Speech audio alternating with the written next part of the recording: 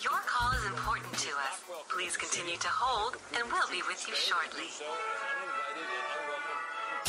Thank you for holding. How can I be of service to you today? Yes, I have this recurring charge on my monthly statement, and I can't figure out what it's for. Well, we'll certainly do our best to help you.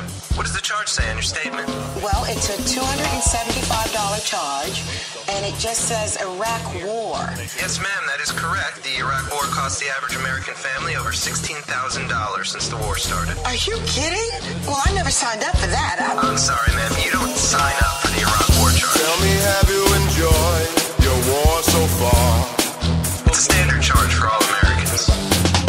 Have you gotten a picture of who they are? Well, that doesn't make any sense.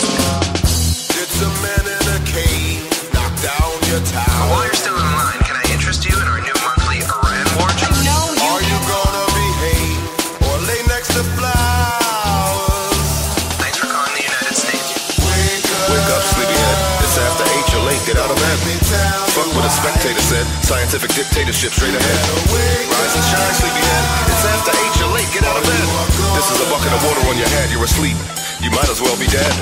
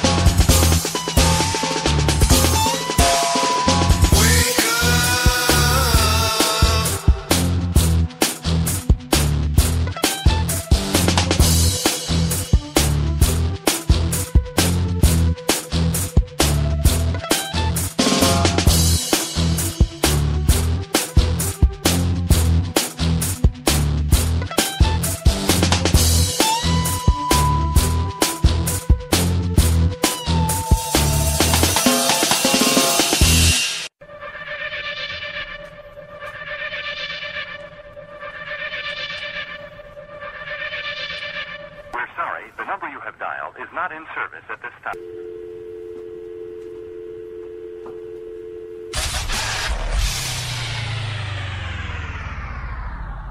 Welcome to the Red Pill Show. And now, here's your host and creator for New Alternative Media via podcast.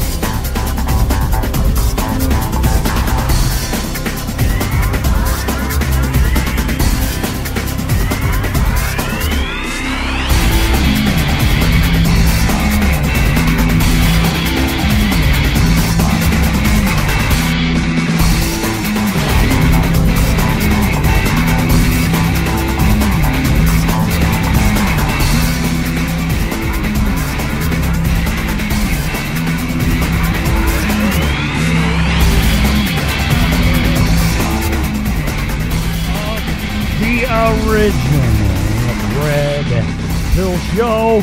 Today is Friday. Thank God. Thank God it's Friday. May 8th, 2015. The original Red Pill Show is copyrighted by me. No part of this podcast, internet voiceover, internet protocol, whatever it is, live on Spreaker.com cannot be reused or rebroadcasted in any way, shape, or form without my written consent, or you can just ask, and I'd be more than happy to let you do that. The Red Pill Show is for entertainment and educational purposes only. Please use at your own risk. Finally, the original Red Pill Show is opinionated. The host, especially callers when we have them, which we're going to have one today, finally, and people in the chat room will be opinionated. Under no circumstances whatsoever should opinions be taken as advice. If you are seeking professional advice, we strongly encourage you to hire a licensed, if required, person in his or her field there, little Tommy. Hey, man. No, that's his name. How's it going? Man, I am just so excited here. We have Maya from Forever Still coming here when I call her. But first I'm going to play a song by Forever Still. If you do not know who Forever Still is, I'm making a prediction that you're going to hear from them very, very soon. It is very rare, and I'm getting into this already, but it's very rare when I hear a band that just makes my jaw drop. And this lady sings amazing. I don't want to get into this too much. I don't want to get her on. But let me play Last Day first here, and then I'll be back on the other side. And I will Skype her, and the chat room will be open for questions. I'm going to have to ask her if she wants her phone blown up for Twitter, doing it that way, too, because at the end, I'd be more than happy, and I'm sure she will, to take your questions. But she's mine for now, and I am going to ask her all my questions first because I can. So here's Last Day. Now, Last Day, this is one of the first songs I heard from them, and they have videos, and it's like I said, I don't want to get into this too much, but the videos are awesome, the quality's awesome, and this song, well, I'll talk to her about it. So I'm going to play this on the other side and bring her in and give her an introduction, and I'll be back on the other side. So enjoy this. The Last Day from Forever Still.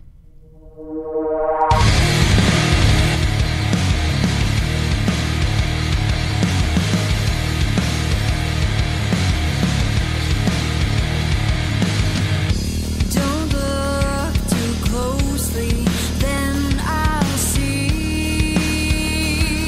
right.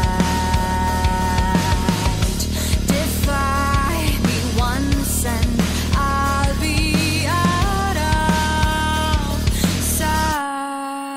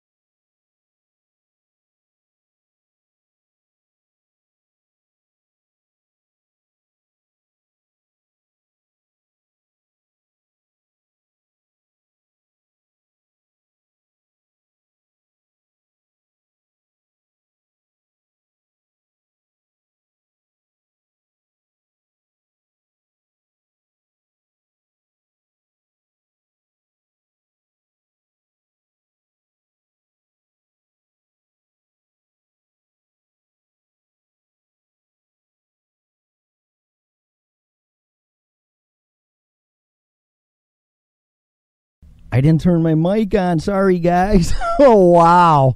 It is on the podcast, though. It is on the podcast. Sure. So people that are on Spreaker and look at that. I'm sorry, guys. It is on the podcast at podbean.com or iTunes. I apologize. I was a little nervous, and I did not hit. I had the mute on for the Spreaker dashboard, but it is, the full interview is on the podcast. My apologies. I am so sorry. I'm so sorry. But it wasn't a waste of time because I am recording it on Audacity. Boy, oh boy, do I feel weird. It's there. We'll figure it out. Well, no, they can listen to it on iTunes and they can listen to it at podbean.com. I'm real sorry, guys. I did not activate the mic, but it is activated for Audacity, so the podcast is good. So, wow. Well, that's sure. There you go. We take it from here. Hi, guys. Yeah, right. Say, wow. Wow. Well, I'm not a professional, and there you go right there, right? And it shows. So, it is on the podcast, guys. Again, I'm 100% positive because I'm watching Audacity when I'm checking my levels, and I can hear mine and I can hear me, so we're good. But I do apologize. So, wow. So that really, they put a bummer in it, didn't it? No worries. All right, so let's get into, I'm going to tell you who I think you sound like. You are, well, have you ever listened to the Plum stuff when I asked you to yet or no? I mean, did you get Yeah, I did. I did check out a few songs. I don't remember the titles right now, though. What do you think of her? I feel like really good, really good. Some of it a bit too soft for me, but I did hear like a pretty cool track. I've just forgotten the title by now. Right. I saw her about a month ago and drove about 150 miles one way to see her. And awesome. She was at a church in Clinton, Illinois, and I was like, it was pews. So it's so cool that she can fill arenas, and she just goes to churches and still does that for people. And I was like in the fourth or fifth pew for $15, and I was 50 feet away from her. And she's amazing. Absolutely awesome. Amazing. I can imagine it becomes really intimate like that. Oh, yeah, those small venues. I mean, you know, when you guys get big enough and you're playing, 10,000 stadiums and arenas and that small venue type of thing is so intimate and great for the fans and obviously you guys. I mean, that's just so cool.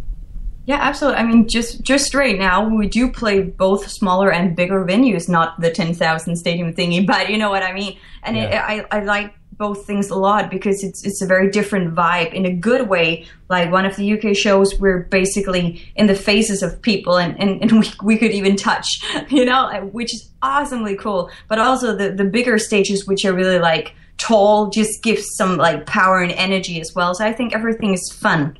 Right. Well, people are being nice in the chat room. Yeah, guys, I apologize again. It's like, oh, this asshole doesn't know what he's doing. It is being recorded, I swear to you. And if it's not, Maya will have to do it again. How's that sound? Okay. But it is. I promise you. It is there. Download it on your iPhone or your favorite RSS downloader, and you can listen to it. Or you can go to the webpage and listen to it. Not on Spreaker, but on Podbean, it will be there. And thank goodness I got a backup because I would be so pissed right now if I didn't get any of this. Sorry, but I would be. Well, I can imagine you're recording a song and then they tell you, oh, the mic was off. It's like, what? Oh.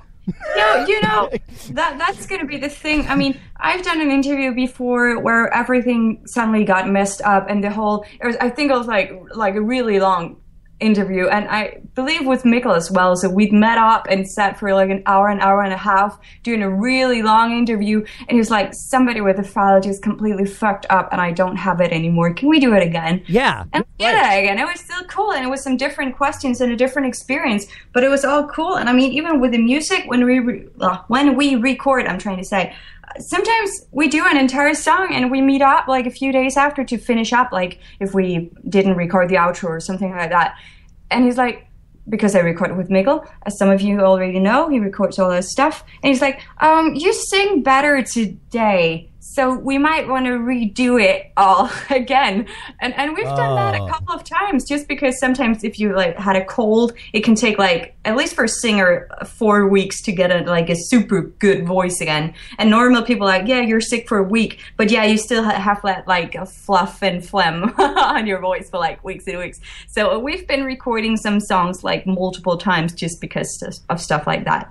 Yeah, well, technical difficulties and glitches and things like that, you have no control over. But happens, yeah. Yeah, this was definitely my fault, though.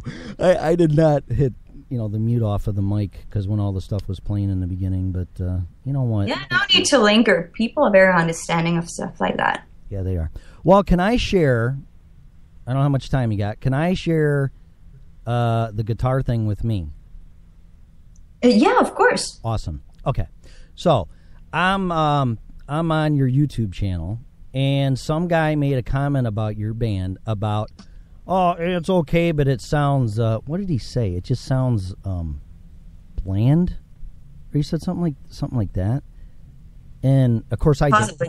I don't know, but it was kind of nice, but like, whatever. And I'm like, dude, they got their sound down. Do you know how hard it is for a band to get their sound? I don't care what chord you're playing. I don't care what progression. I don't care what key you're in. You guys got your sound. You guys realize that, obviously, don't you? Yeah, I think we do. Because, I mean, we started writing together, and of course we've developed since then. But even from day one, I feel like we were able to connect and figure out, okay, we want to do the same thing. This is going to be awesome. And luckily, we have developed in the same direction because we've wanted to do the same kind of thing. Like from the first EP to the latest EP, I definitely feel a change, and we've gone like a lot more naked, like in a brutally honest and in your face way. And I like that. And luckily we both had that feeling that we wanted to go there. Awesome. Well, so I'm on there watching your other videos, and then I said I watched Towards the Edge, and I go, perfect, but you're missing the guitar solo, okay? And then this is where you and I say yes, you say no, you win. It's your band, obviously. You know better than I do. Because like I said, I'm just a huge fan. And I'm just waiting for this ripping guitar. And I know you only got one guitarist, and he does a great job. And he can't clone himself. I wish he could. You could lay a track in there, that, and be sneaky and things like that, and he could play both. But, when you're live, that's kind of hard to do. Mm-hmm. And, of course, I open my big fat mouth and go, well, if you need a crappy guitarist or solo, I'll do something. And I expected you to go, well, if you don't like it, then don't listen to it. Because that's what I would have said. I would have said, listen, this is our stuff. We're busting our ass. And this, we want to get into this. And if you don't like it, I mean, I appreciate your opinion, but, piss off type of thing. That's what I would say. Or turn the channel. Don't watch it. And you said somewhere around the lines of saying, I'd like to hear that someday. And when I saw that, and I'm like, oh, shit, Tim, now what are you going to do? And I'm done. Yeah, right. I'm like, oh, boy, did I just insert my foot in my mouth. And I'm like, what am I going to do? Because I'm a closet player. I've been playing a long, long time. I play in the basement. I was practicing with a band back in 94, which was my neighbor, for about a month. Made it on stage once. But raising kids and this and that, it just doesn't mix, which I'm sure you can understand. Because it takes all your time, man. And when you said that, I've never done a lead in my life. And I'm like, great. What am I? And I know enough about music to be dangerous, and I could read rhythms and things like that. My head's stuck in the alto clef because I learned viola in orchestra, and that's in the alto clef. Out of all the clefs to learn, I learned that one. Not bass, not treble clef. It's alto. So playing the guitars in treble and reading it, whatever. So I'm a self-taught player, and I'm like, great. I got to come up with a lead now. And he didn't say do it or I want this by whenever. I'm like, okay, if I don't come through here, I'm an asshole. I mean, I gotta do it. I mean, I'm a man. I said I'm gonna do it. I gotta be a guy here, and I'm gonna do it. And I'm gonna tell you something. I sat for almost 3 hours, and I did 23 or 24 takes, and I did that, and it's one of the hardest things I've ever done. Yeah. And it is really tough. I know we've worked with a couple of different guitarists in the studio, and we always like to push people to the limit. And I've had really like calm down to earth people just sitting there sweating and swearing like, no, I'm not going to take a fucking break. I'm going to get this done. Yeah, right. And that's the kind of attitude I like but I mean, like you said, I would never say like, I do feel the way that, okay, if you don't like it, good for you. We do what we want to do and that's cool. But if you have an interpretation and you want to share it with me, I think that's freaking awesome, because usually when people want to either cover your stuff or work with it in a way, it's because they really, really admire what you've done already. And I see that as a compliment every time people want to do something about it.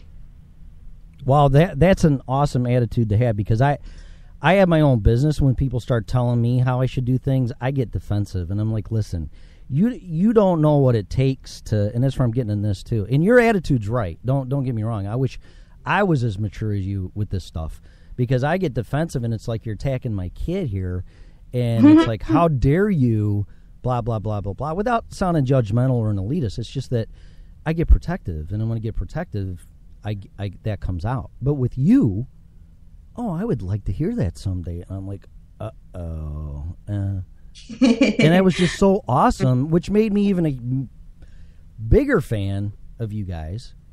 And then I felt like I had to come through, and I know I destroyed the audio doing it on Audacity, and I redid it. But I just want to thank you again for that, because what I wanted to get at is I just did a dumb solo for how many measures and trying to figure out the key and blah, blah, blah, blah. Sure. I can't imagine the stress for you guys. I know what it's like to set up, break down, drive, all that crap, get the sound, and people, it's like boating. You know, having a boat's great, but taking it out of the water, cleaning it, and getting it ready, it's all a big pain in the ass. But when you're on the water and the sun's out and everybody's, in their bikinis and swimsuits and drink, it's a blast. It's water skiing, tubing. That's got to be like what you guys do. I mean, when you're up there, I'm sure there's nothing more you would rather do, and it's worth all the hard work.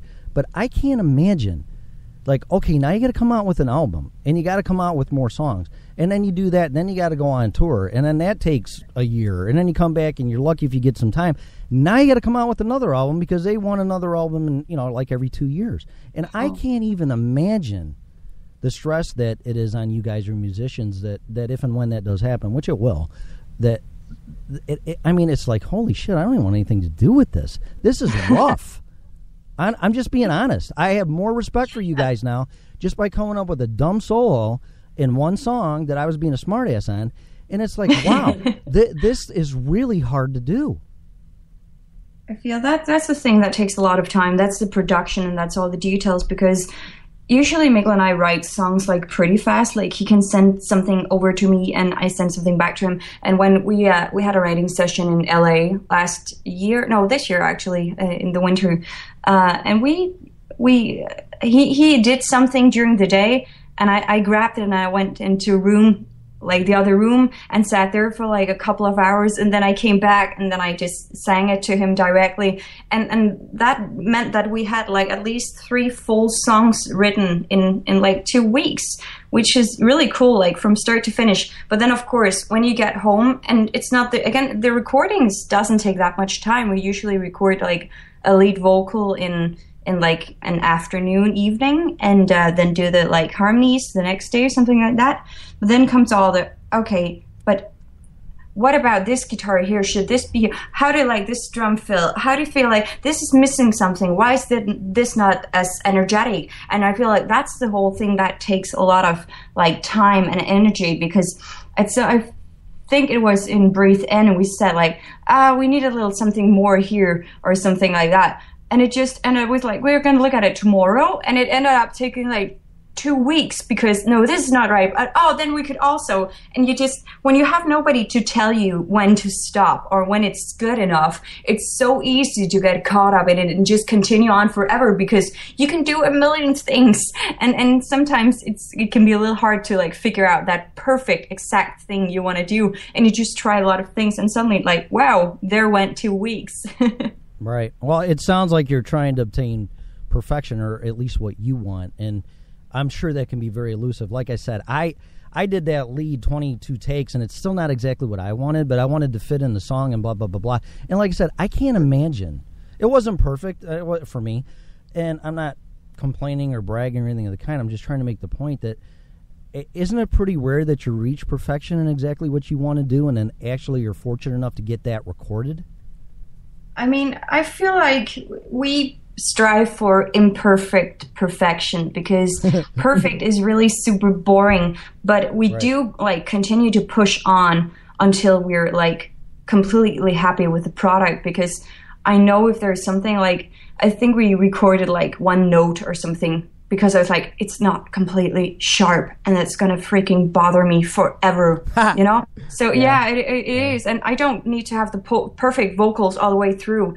I want the emotional vocals, but sometimes like a little or something like could like, oh, that's cool. And, no, it's not cool. It sounds like freaking shit. The song is ruined, you know? So I'd much rather do it again. And I know Mikkel feels the same way, that it doesn't need to be perfect, everything, because that becomes so boring, you know? It's all square and chopped off and perfect and polished. And none of us really like that, because we want the nerve, we want the honesty, and that is somewhat like Naked track, you know, in a way, at least emotionally very in your face and very true to everything. And perfection doesn't give you that, but you can still be very like strive for the perfect imperfection, just to make it, to push it to be really, really good, because you can like sing a good vocal, but if it's not that perfect emotional vocal, you better go do it again, because I mean, we would regret that. And we do push each other hard, and you gotta like working with people like that. If you don't, it's not gonna be a lot of fun. Well, it comes out. I mean, you guys are that's a good, I mean, I'll say this, not that you said it, but you're raw, in your face, high energy, take it or leave it, like it or not, and that's awesome. I mean, you guys just project that for me, and you almost got that perfected. So that's awesome. Just, I think that's only going to get better as you guys mature and get on and come out with more albums and songs and more experience. But I love it. Yeah, sure. I love it. Yeah. Thank you. And you know, it's important that you're happy with everything you do, because then if people have a different opinion, you can still say, like, very, very securely say, okay, good for you. I do respect your opinion. I love that you have it. I'm completely 110% satisfied with what we did. And that's why we don't want to compromise, because if somebody says, oh, how about that part? I didn't really like it. And we'd be like, fuck, we didn't either, but we just went with it. That would suck like so much, because right now when people have a different opinion, I can just be like, that's awesome. I don't think so. You know? Well, I know I told you I downloaded the album and bought it, and I listened to Save Me, and I know I think you like it, but I'm not going to, obviously you do, but you really, really like it, I think. And I said, I don't know, I'm not so sure about it. And of course I listened to it again, and I told you I love the double bass, the drums. I mean, the drummer's awesome in it. It's a really great song. Yeah. And it was just simply awesome. But for me, I like high energy, in your face, blah, blah, blah stuff. And then when you get into those ballads or those slower, real deep. Oh, and by the way, when you sing Last Day, the acoustic version, your voice is amazing in that song. Thank you. It was like a bit fun, because I've never, it was a live recording, as you probably know, and I was playing the piano at the same time, which was like a little weird because I don't really play the piano. This is the first thing I've ever recorded and like per se written on the piano. I mean, the song was written, but not the piano part of it, you know? So it was like very, very different and very new, and I was like shaking like a little leaf when I got to the studio, because I hadn't done that before, and usually I don't when I sing. When I sing, I go and sing because I know I'm pretty good at that, but this was just like a lot. I was like nervous, and Mikkel hadn't heard it before. It was like, okay, I wrote this like piano thingy, and it's okay, yeah, okay, I hope you like it, yep, you know? Yeah, no, I do not know how musicians play an instrument and sing at the same time, because I've tried it, and it's hard as hell to do that. And if you're doing the piano, I mean, you got the left-hand bass and the right, the melody and everything else and the chords, and then you're singing. I mean, that's crazy. I mean, it was tad different, because I'm used to like playing chords and singing, which is quite easy. I mean, it's not difficult for me. I'm really good with chords, but not much else. So it's really difficult to like, also because the rhythm is like kind of weird, also compared to the vocals. So it was a very new thing for me to do, but I love doing it. Do you play guitar or you play piano? What do you play? Unfortunately not. I mean, I have a guitar over here, and I actually really want to learn how to play it, but I just don't have the time right now. It's impossible. You gotta play it. There's nothing cooler, than chicks playing guitars, man. It would be cool. I just don't have the time for it. That'd be like, you'd have me on the floor if you were doing that. I'd be like, oh my God. I mean, it's probably going to be a couple of years before I'm good enough to actually do that. So for now, don't expect it. Well, no, I hear that. I don't even want to tell you how long I've been playing, and I'm not proud of it, but it's one of the hardest things I've ever done in my life. It's extreme. Some people just pick it up, and in a year they sound like Eddie Van Halen or your favorite, guitarist, and you make me sick, because I've been playing since 1988, and I can do what I want to do now, but I'm at the point where it just comes out kind of like unconsciously, and it just starts ripping out, and I have a blast doing it. I love it, but to get to that point was so hard and frustrating. I almost gave it up. Yeah, it's like learning a new language. It's so freaking cool when you're able to speak it close to fluently, but in the process, a couple of years, it just sucks. Right. Well, I have hogged you enough. We got to talk about your fans, because that's what this is all about. And what do you think of your fans? Obviously, it's an obvious answer for that. But share you just went on tour and what you were getting out of your fans, because I saw tweets where you guys hung around after, which is so cool, and made sure everybody was talked to and things of that nature. Yeah, for sure. I mean, that's the second best part. The best part is, of course, playing the show. That's my absolute favorite thing, because I really, really love that. But the second favorite is just meeting everybody afterwards, because now, as you said, we've just been in the UK for 4 days for shows, which was amazing, because so many people had already heard the music beforehand, and they were able to stand in the front and just sing along and sing louder than I did. It was amazing. I do like everybody else, I guess, do variations when I sing live, but these guys just kept pushing on with the original. I was like, fuck, am I gonna have to change it to sing with you guys?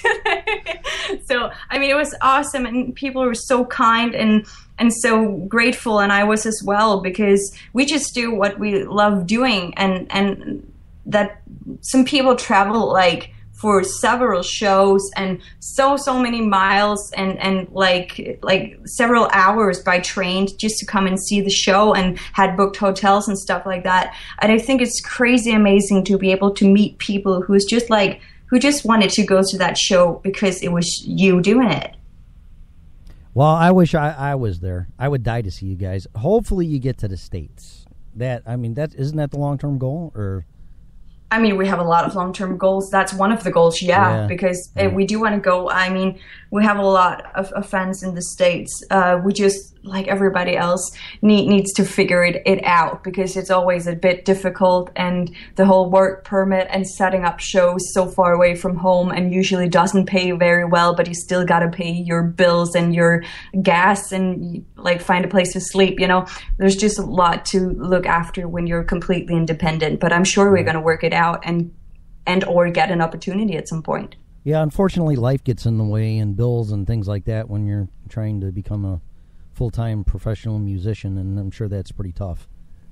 Yeah, I mean, screw life, because I moved past that. Every life for me is the music, and that's all I do. But bills you can't really run from, and a place to sleep at night after doing a show, you kind of need that, because and you need some sort of pay. And if you're in a city you've never been in before, and maybe we don't really know if you can draw enough people to the show, so I don't know if we can pay you, and okay, then I can't eat or sleep or drive tomorrow, so there's just a lot to work out. And I guess that's maybe harder than people think, because of course everybody's like, why aren't you coming to insert city? And it's we really want to go. Trust me, it's not because we don't want to, or because we need all the money in the world, but we need enough to make it work. Right. Wow. And how are you guys supporting yourself? Tickets and things like that, or saving money from? I mean, how do you even start doing that? The whole show thing, or well, yeah. Sorry. Well, what you're talking about is expenses, gas. Exactly. I mean, and we try to get enough money from the shows, and we try to sell merch like that. But besides that, we all need to keep a daytime job because it's impossible to be able to pay your bills at this point. And I know a lot of people are surprised to hear that. But at some point I was like, oh, maybe that's not a cool thing to say because people think you're something different. But I think it's really important to get out there that even though you're like what people would consider a successful or medium successful, medium big band, it takes a lot for you to be able to take care of yourself and quit that day job.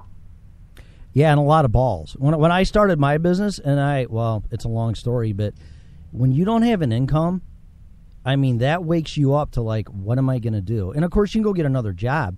But when you guys get to that point where like, you know what? We either got to do this full time and make it happen and make it work, or we don't. And when you say goodbye to your job, I'm going to tell you something. That is scary as hell. Yeah, I can totally imagine. Yeah. And I'm not letting, the reason why I haven't let go of mine yet is not because I don't have the balls to, but I'm dependent on it right now. Right. But we will make it to a point where everybody says, okay, you can't take more time off to go tour or go do something. And then you got to figure some shit out to make it work, you know? Right. Oh, absolutely. And you know what? And you don't know what's going to happen. Like when I started my business, because it's the same thing with the band and starting a band. It's a business. You're a company per se. It's the same thing. You don't know how many customers you're going to have. You don't know how many fans you're going to have. You don't even know if people are going to like you. And I had that too, and it took, I don't know, about 3 or 4 months, and I about ran out of money. I got to $100 down in my checking business account, and all of a sudden the word got out, and bam. And I think that's what's going to happen with you guys. And I hope you don't get discouraged. It doesn't sound like you get discouraged too easily. But even no, not. Yeah. I don't think if you do, it's the completely wrong business. I mean, it really is.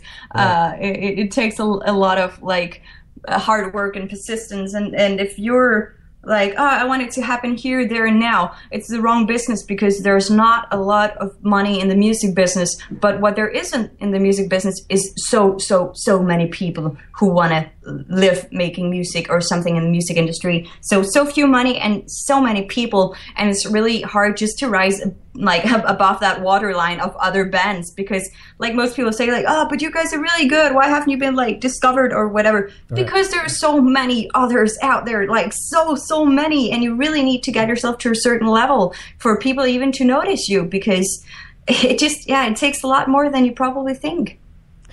Well, my opinion is, as a consumer and seeing what's happened back from as a kid in the 70s and then the 80s as a teenager, 90s, zeros, whatever, and now the music industry, and you probably shouldn't comment on this. If you do, that's fine. But the music industry sucks right now.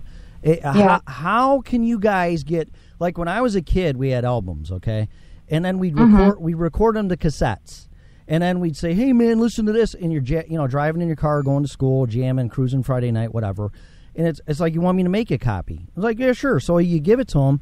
And every single time when I did that, or I did it myself, or I made it for somebody, they would buy the album. And then, but for me to share your stuff, how can I do that when it's on media digital stuff, even though you gave me permission to do it and everybody? How am I going to take it from my hand to someone else's hand? And then if you can do that, you can't plop your iPod in your AM, FM, it used to be cassette player or CD player in your car now.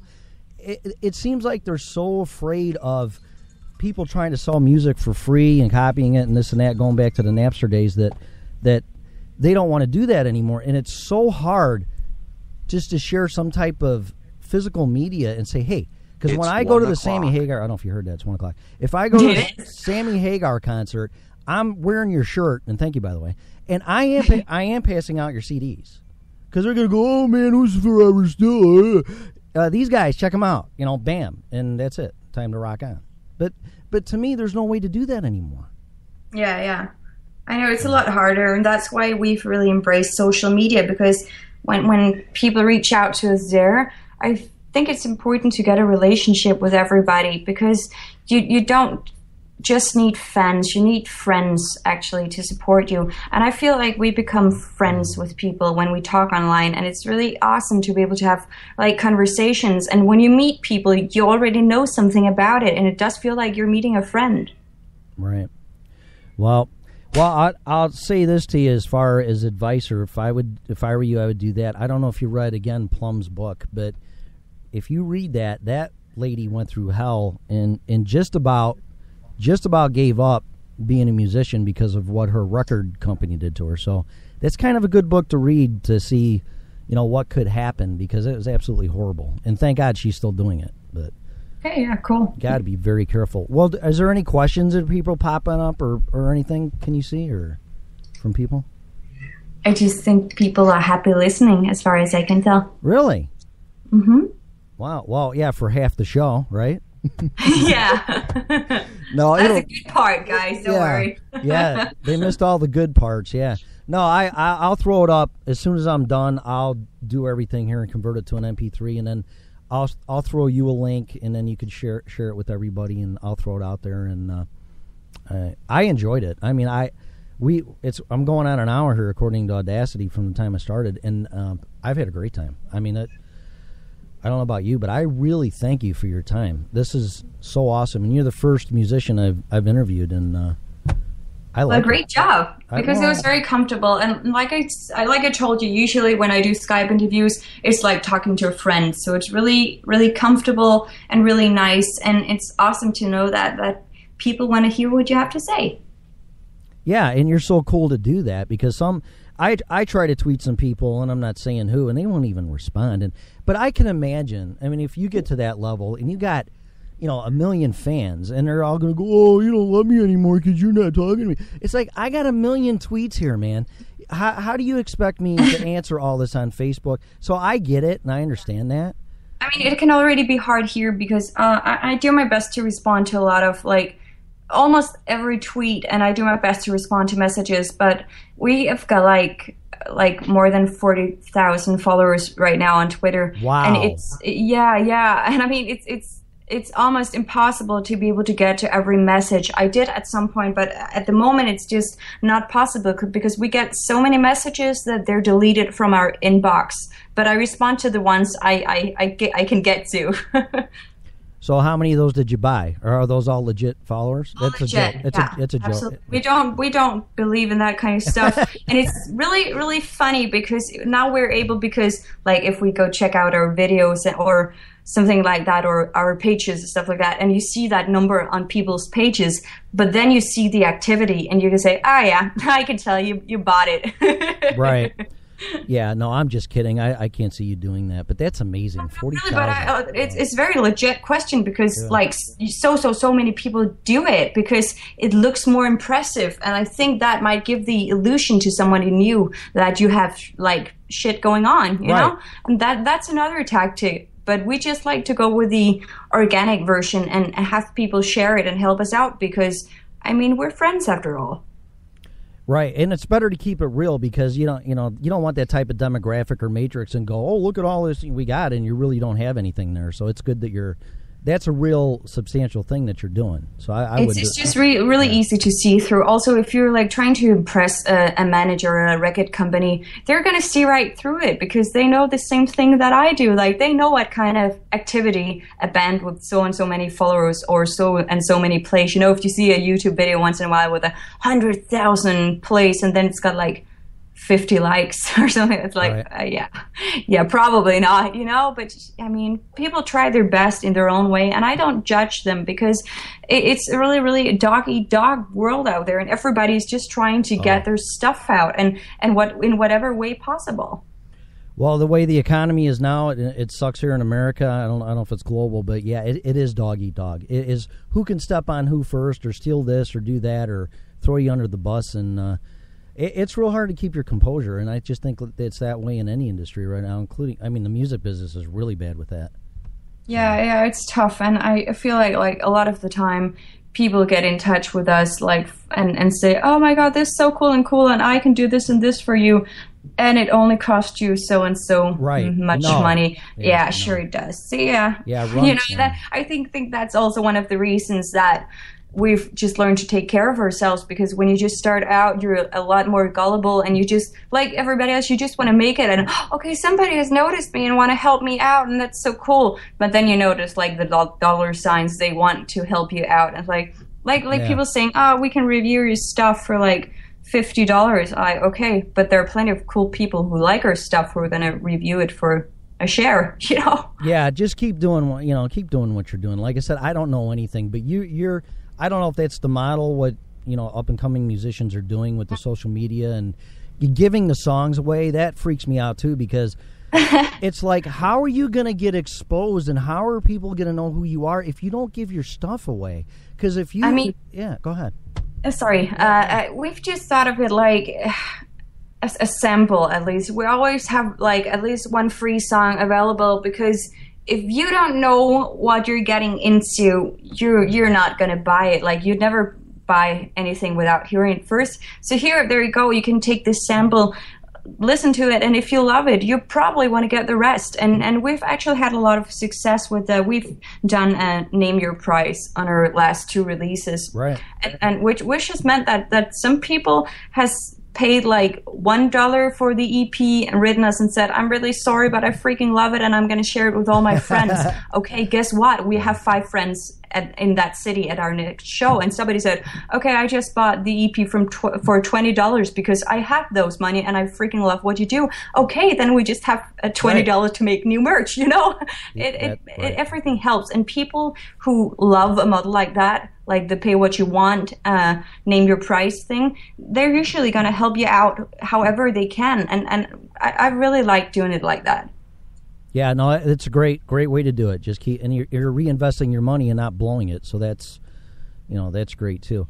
Well, no money to blow, darling. No money to blow. I hear you loud and clear. Trust me, I remember those days. I had to buy my groceries for my family and 2 kids 2 weeks before Christmas when I started my business, and I had to put all my groceries on my credit card because I had no income. So I've been there. But you know what? You're going to be a better person for it. You're going to know how to do it.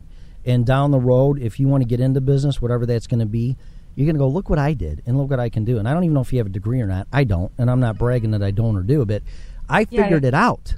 And that's what you're doing. Exactly. And it's just, you just got to work hard and make it all work out. And I mean, right now we've put a lot of money into the project because we record everything ourselves, which means we had to buy a lot of equipment. But at the same time, it gives us so much freedom. Like, we can put out an EP or an album or a single whenever we want to, because we invested like money really wisely, I think. And if there's something like, this guitar or vocal or whatever wasn't really the bomb, we can go in and redo it. I think that's worth a lot. And if you want to record and release a lot, it quickly pays off. And we're just lucky enough to have Mikkel, who is like an amazing sound engineer and can record it and mix it and everything. Yeah, your albums are great. I listen to them in my headphones like I got on now, and they're Bose, and I'm like, oh my God, this is such high-grade quality studio work. It's nuts. That guy does a great job. Yeah, and I can say, I know, because I'm not going to sound like an ass, because I'm not the one doing it. He's the one doing it, and he's freaking amazing. Sometimes when he compares, like as people do, to other stuff, like, okay, Maya, how do you think this sounds compared to this, which is like a really high-level production? He's like, do you think ours sound as good? I was like, ours sound better, dude, like way better. Are you insane? But, I mean, he's really, really good, in my opinion. And I'm not just saying that because I'm working with him, but I say that because I can compare it to like really high value productions from big bands, and we still compare to that, in my opinion. Yeah, no, very professional, great. I mean, you guys got all the pieces together. It dumbfounds me and baffles me that nobody has picked you guys up. And I just think it's going to take the right person at the right time. Like, Gene Simmons from Kiss has discovered countless people. You're just going to be somewhere sometime, and someone's going to go, holy shit, who are these guys? And you're going to get the attention. It's just a matter of the timing. I'm 100% confident of that. Sure, I mean, I am too. And at the same time, we just gonna like make stuff happen for ourselves, right? Because I think this is like the perfect time to be able to do stuff for yourself, like set up your own tours and do your own recordings, try your own PR, and stuff like that. I think it's the perfect time for that because you have the internet. There is no place you can't be, and the whole being discovered thing. Like, I'm positive some people can help you out, but so far we've gotten a handful of record deals, and that sounds like, whoa, that's crazy, you got like 5 record deals. Yeah, we did, and they freaking sucked. Right. Yeah. You're very smart. Don't jump into that with both feet. Absolutely not. It's really easy to do in the beginning, because everybody tells you that the record deal, it's the magic thing, but it's not. Like a lot of the times it's people who want to say, yeah, you can get this deal. It will cost you. No. I am going to pay to get a record deal? No, not at all. It's the other way around. That's what it used to be, at least, right? Now the other thing is actually becoming a thing. And young bands or desperate bands or people who just don't know any better, they fall for it and try to do it because they just desperately want to get somewhere. Well, since you brought it up and it's in Plum's book and it's public, that's exactly what happened to her. She was a 18, 20-year-old kid and signed a record deal, and they ended up owning her material and all this kind of stuff. And it's like, we're not going to release you mainstream and label you Christian until you sell 1 million albums, and then maybe we'll put you mainstream. And she's like, you got to be kidding me. And that's what almost destroyed her, and she filed bankruptcy in the whole 9 yards. So you're very smart. Very smart and not going on your emotions and going, oh my God, we got a record, and that's it. And you just sold your soul and you're done. Yeah, it could be really easy to do that. But if it's people who are not really interested in investing anything in you, but just want whatever income you may bring to the company, that kind of sucks. Yeah, right. Well, you guys are going to call your own shots. You're, like I said, you're very smart, you're very intuitive, and you're not looking for an easy ride or somebody to help me to do this. You guys got the right attitude. You're going to kick ass, and you're going to do this until someone says, hey, we want to sign you, and here's the deal. And it's going to be to your advantage, and they're going to pay you, because that's the way it should be.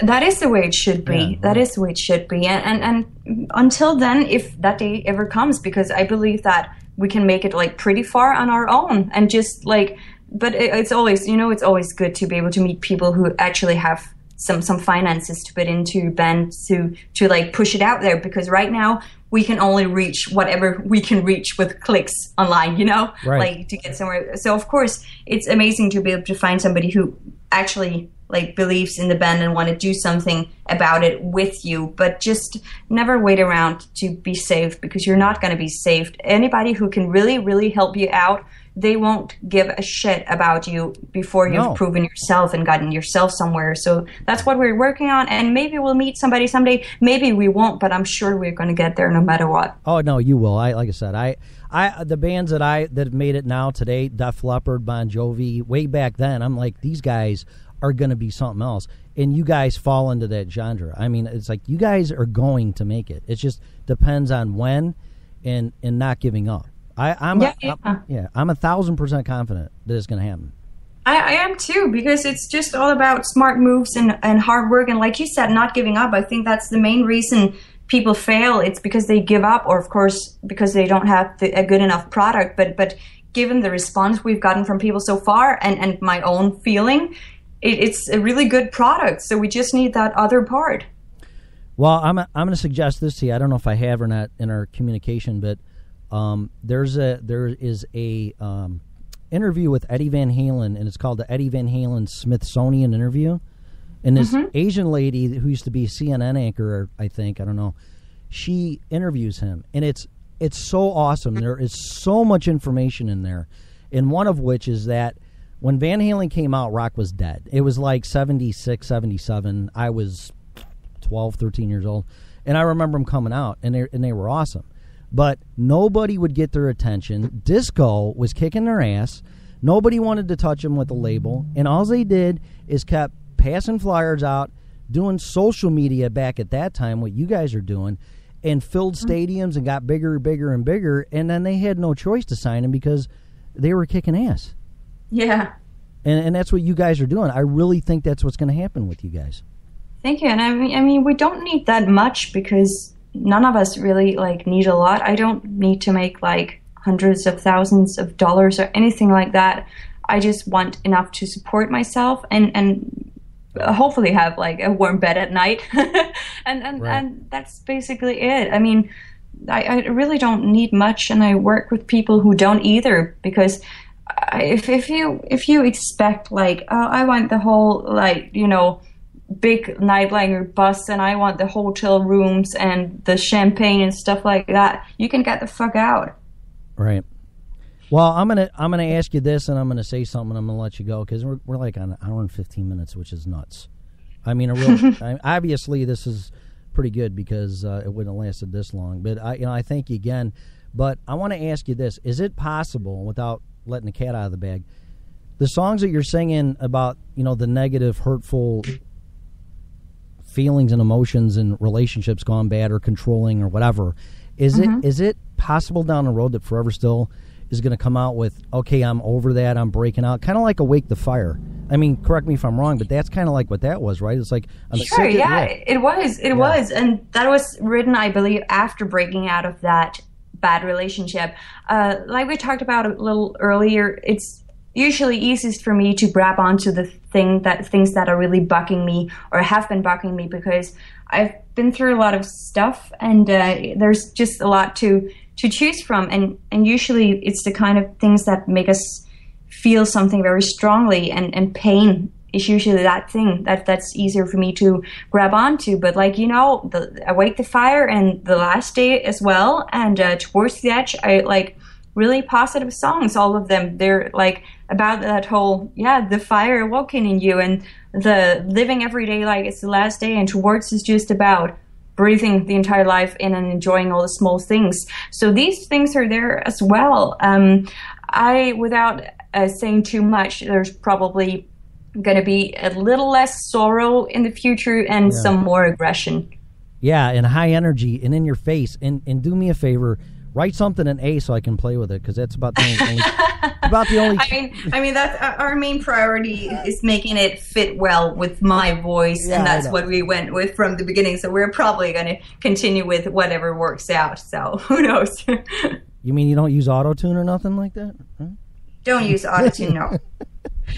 Not really our thing, I mean, I always prefer, like, when you go to a live show that you have the whole band jumping around and you get like all the energy and all the emotion, and I don't care if there's a wrong note here and there, and I do the same thing myself, because I can hear all the perfect notes when I'm at home, and when I'm listening to the CD, that's where you like want to hear it in all its like imperfect perfection, as I say with our stuff. But live, it's a whole different thing. If you just everybody stand still and play as good as they can, go. That's going to become so boring. So rather give like that full energy, and then do your instrument as good as you can while rocking out like that. I feel that's so much better. And I mean, it's really few bands where I go see them live and say, ugh, they were playing so bad, or he was singing so badly, because you just sense all the energy instead, and that's the most important thing. Right. So unless it's like really, really horrific, I'll always prefer like the high energy and just whatever comes. Right. Well, when you're in the studio and you're singing, like I said, when you sing, was it Last Day acoustic? Mm-hmm. Your voice is beautiful. And the things that you're singing is just, it's amazing. You are one of the best, and I am not just saying this, because this is another reason why I'm a fan. I want to talk to you. You are one of the best female vocalists I've ever heard in my life. Why, thank you. That's very kind of you. Well, I do care a lot about the vocals as well. So, I was luckily for me blessed with a pretty good, at least in my opinion, tone of voice and a good ear for it. But it still takes like so much practice to get your craft really good, like with the guitar or any other instrument. Tell me about it. I know. Yeah. Wow. Well, I'm going to say this. If you guys don't make it, and I love the guitar, I mean, I love it. If you guys don't make it, I'm never going to play again, and I mean it. I will. Wow, don't say that. That sounds like a stupid thing. No, it's not a stupid thing. It's just how committed and passionate I am, because I'll never be that, and I know that. I don't really want it at this point in my life. I mean, it's a dream that everybody has. I just wish I would have started sooner. And here I go. I'm 51, and it's like, what the hell just happened to 30 years? And I'm serious. Oh shit! Don't even say it. You know how people tell you time flies. It does. It does. I know it already does. I'm in my 20s, and I already feel like everything is moving by so fast. Like suddenly, it's it's autumn, and I was like, shit, where did summer go? And I feel like that every year, and I just get older and older, and I hardly notice. Well, that's why you can't give up, because I'll just take a year off or 2 and 5, and then it turns into 10. Then you're 30, 40, and then you're my age, and you're like, what the fuck? What just happened? Where am I? Who am I? Yeah. You know, life is so short. I mean, that's when I realized, like, okay, everybody's saying, oh, you need that and this and that education, you need that kind of job, you need that kind of apartment, and you need to be safe, you need to be secure and just work it out, have that safety net and all that kind of stuff, which sound really good, except it sounds like shit, because what happened to being happy, and what happened to everybody saying when they're like old on their deathbed, saying, oh, I wish I would have. And I don't want to be like that. I want to be on my deathbed and thinking, hell yeah. Either if it is, at least I tried and I love that, or hell yeah, it happened because I worked hard, and not the whole, I wonder what my life would have been like if I did all the things I wanted to do, and I wonder if I would have been happy. Yeah, well, that's great philosophy to live by, because you're not going to have any regrets, and like you said, and look back and go, shoulda, woulda, coulda. And, hopefully not, because I mean, my biggest regret is not believing that earlier on, but I had a lot of stuff in my mind, and a lot of, like, I lived in a little square box like a lot of other people do, because that's what we've been taught to do, and that's how we've been, like, taught that the world is, and that's what we need to do, and it takes a lot to break out from that. And still some people are like saying, but what if that whole music thing doesn't work out and you're not going to have an education? But then at the same time, I had an appointment with my dentist, as people do, and she told me about this guy in his 70s who suddenly decided that he wanted to do, I don't know if I'm saying archaeology, is that the right word for digging up fossils? Do you know what I mean? Archaeology? Yeah, exactly. Yeah. Thank you. And he figured out he wanted to do that when he was like 70. And then he took that education and he did it. I mean, okay, that's pretty kind of cool. Right. You can always get an education if you change your mind. But I mean, yeah, right. If you can't make it priority number one to be happy, I mean. Yeah, you got to chase and live your dreams regardless of how old you are and what circumstances. Sure. You always have plenty of excuses not to do it. Absolutely. Yeah. And yeah, it's the world is going to judge you, and you're going to fall, and it's going to be hard, and you're going to be alone, or all that kind of stuff, and some of it is true, but I mean, life is still so short, so for your own sake, make the most of it. Right. Well, I got to tell you something. We killed my battery. I had to plug in on my laptop. It was fully charged, and it's been an hour and 20, and I gonna have to end this, and I really don't want to, but I'm gonna have to. I really thank you so much for my absolute pleasure for coming on. I hope it was good, except for the no show for the first half hour. Yeah. But other than that, I hope you enjoyed it as well, and it was good. Absolutely. Oh, you can tell. I'm like I'm talking to people, I feel like I'm an open book, and if I come off happy and content, I am. Right. All right, well, I will be watching and, of course, tweeting and whatever and saying stupid things on your YouTube discussion boards and putting my foot in my mouth, I'm sure, in the future. But I always will be defending you and looking out for you guys.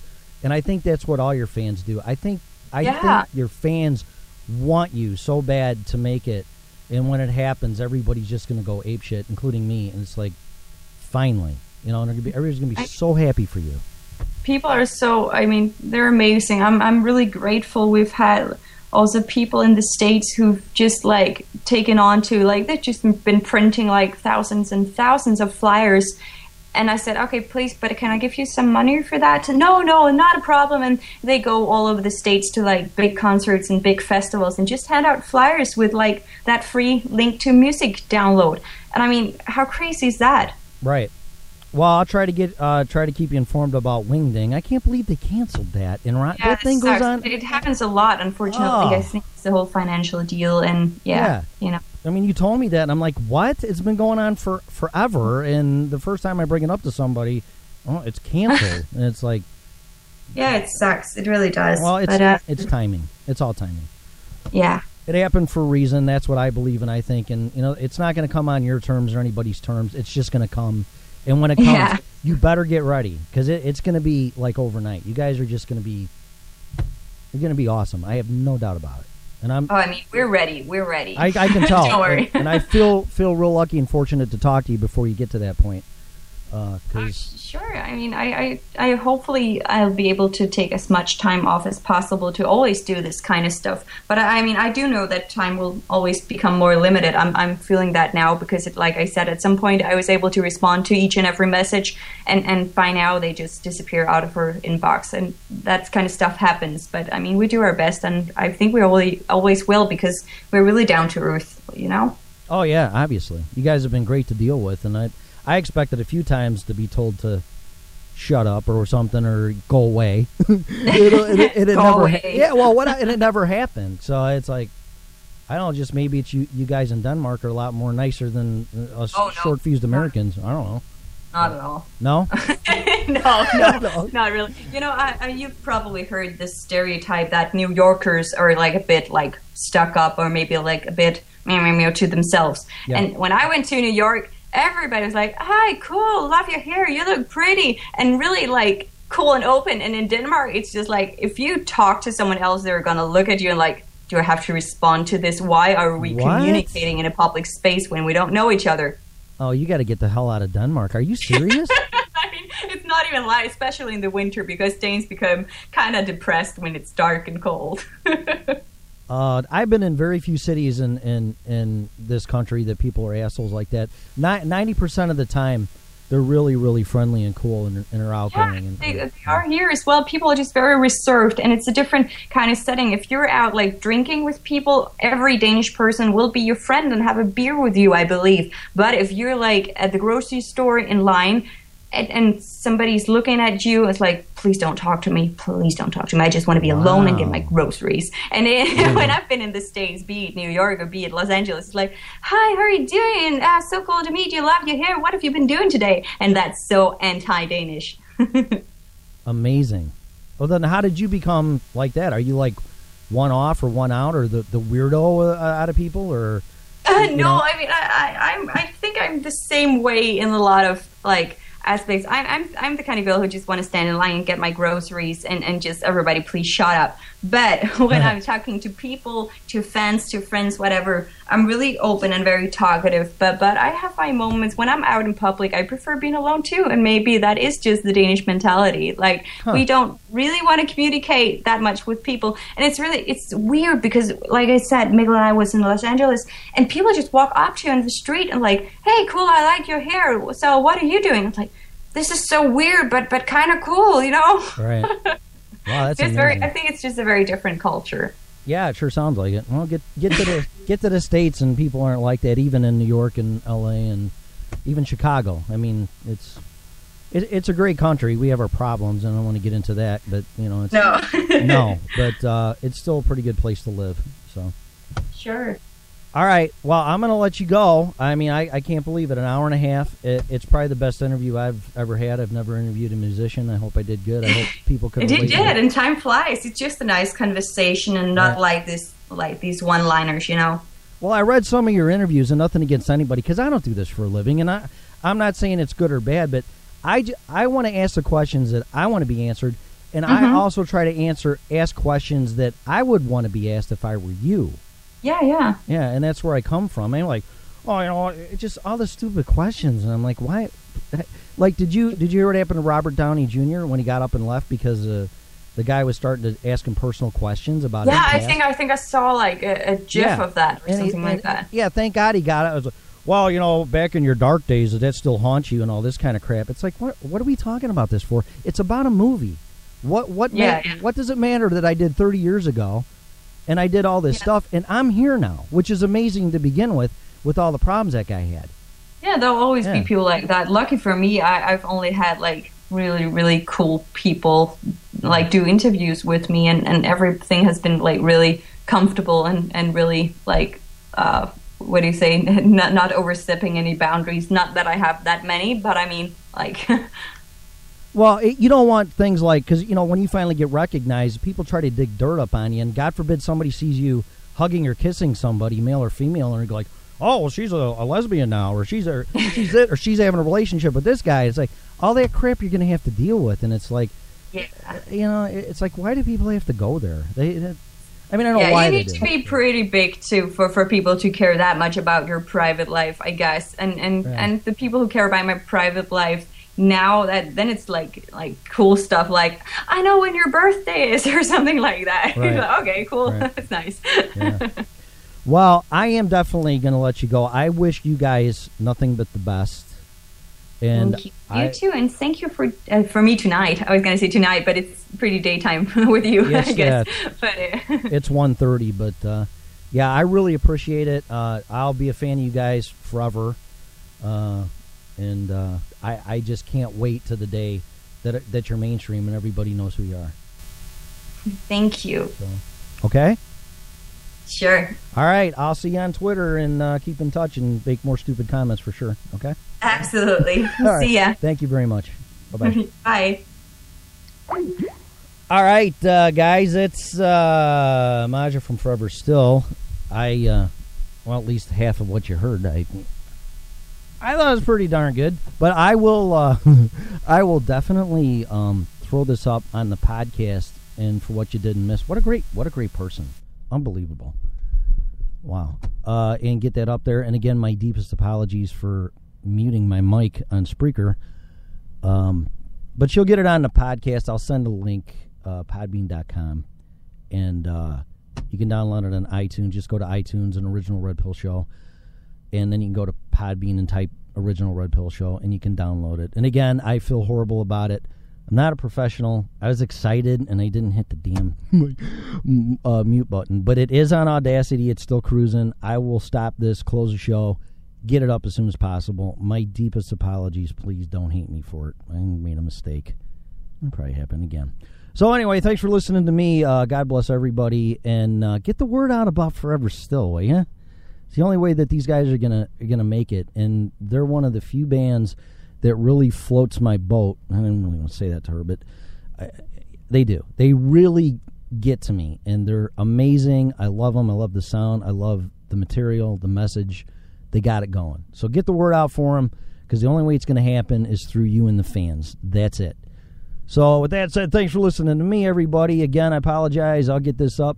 God bless everyone, and have a wonderful weekend. And hopefully you can listen to this hour and a half podcast. Yay. Okay, you have been listening to the Original Red Pill Show.